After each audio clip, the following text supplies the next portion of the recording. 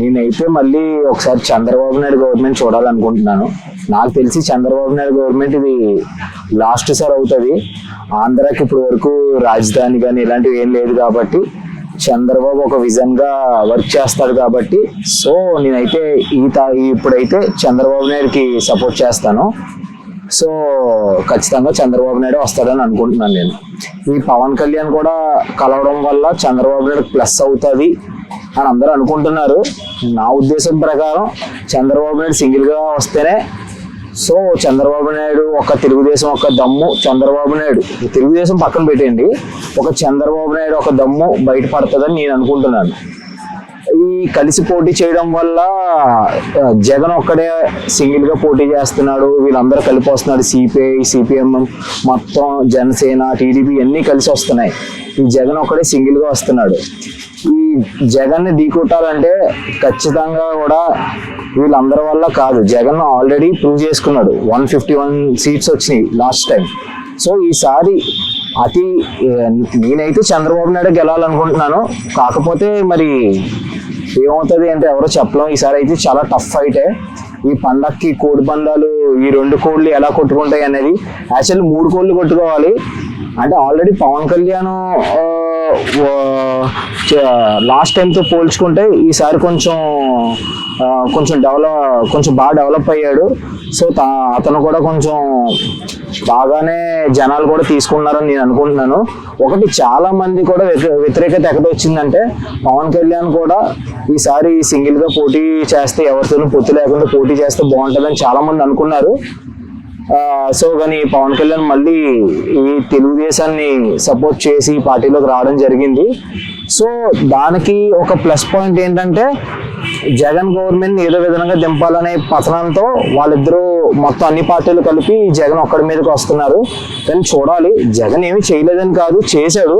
కాకపోతే చంద్రబాబు నాయుడుకి ఉన్నంత తెలివితేటలు కానీ ఇవన్నీ కూడా అంటే చాలా తక్కువ, అనుభవంలో అయితే చాలా తక్కువ. కానీ ఈ ఫస్ట్ టైం అందరూ ఒక్క ఛాన్స్ అన్నప్పుడు ఖచ్చితంగా ఛాన్స్ ఇచ్చాడు. ఆ ఛాన్స్ కి అన్నట్టుగానే జగన్ కూడా చేశారు.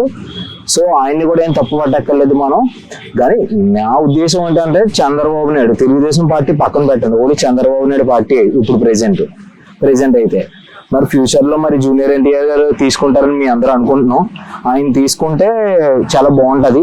ఇంకా లోకేష్ గారి దగ్గరికి వస్తే ఈసారికి అయితే మటుకు లోకేష్ గారు అయితే ఇప్పుడు పవన్ కళ్యాణ్ గారు 2019 నుంచి ఇప్పటి వరకు ఎలా డెవలప్ అయ్యారో, లోకేష్ గారిని అప్పుడు పప్పు అనేవారు.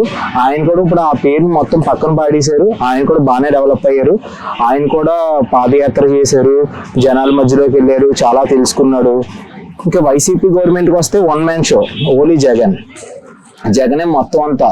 ఈ మొత్తం ఆంధ్రప్రదేశ్ అంతా పాలిచ్చే జగనే. ఈ ఎమ్మెల్యేలు ఎంపీలు వాళ్ళందరూ ఎంత చేసినా సరే జగన్ చేసిన ఒకే ఒక్క మంచి పని ఏంటంటే వాలంటరీ వ్యవస్థ.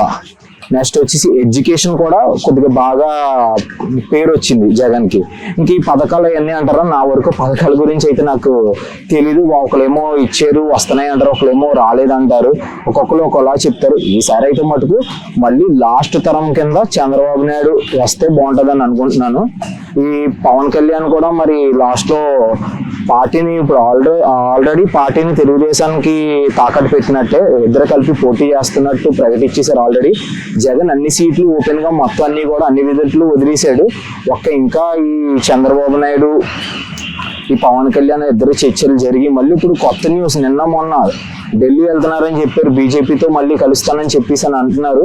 సో ఇప్పుడు బీజేపీ, జనసేన, టీడీపీ, సిపిఐ ఇన్ని పార్టీలు కలిపి ఒక్క జగన్ మీదకి వస్తున్నారు. అంటే జగన్ అంత స్ట్రాంగ్ గా అతుకుపోయాడు ఈ 4 సంవత్సరాల్లో జనాల్లోకి. అందుకనే వాళ్ళందరూ కూడా గట్టిగా జగన్ గవర్నమెంట్ దింపాలని చెప్పి గట్టిగా పట్టుకున్నారు. అయినా సరే చూడాలి మరి టఫ్ ఫైట్లు ఎలా వస్తుంది ఏంటో. నా ఉద్దేశం ప్రకారం ఏంటంటే 151 సీట్స్ జగన్కి రాకపోవచ్చు. నేను కోరుకుంటాను ఏంటంటే మళ్ళీ తెలుగుదేశం ప్రభుత్వం రావాలి, చంద్రబాబు నాయుడు రావాలి. లాస్ట్ నాకు తెలిసింది చంద్రబాబు నాయుడుకి. దాని తర్వాత మరి పార్టీ జూనియర్ ఎన్టీఆర్ గారు తీసుకోవాలని చెప్పి నా కోరిక. సో ఆయన కూడా కొద్దిగా బాగా ప్రజల పట్ల ఈ సమస్యలు ఇవన్నీ ఆల్రెడీ 2009లో మనం చూసిందే, అందరికీ తెలిసిందే. సో ఈ పార్టీకి కొంచెం ఆయన ఈ కొద్దిగా ఈ ఎలక్షన్ కి కూడా కొంచెం దూరంగా ఉంటున్నాడు, ఈ రాజకీయాలకు కూడా దూరంగా ఉంటున్నాడు. సో అందుకనే చాలా మంచి పేరు వచ్చింది జూనియర్ ఎన్టీఆర్ గారికి కూడా. సో అదంతా తర్వాత ఈ ఎలక్షన్ వరకు అయితే తెలుగుదేశం రావాలని నేను కోరుకుంటున్నాను. Thank you.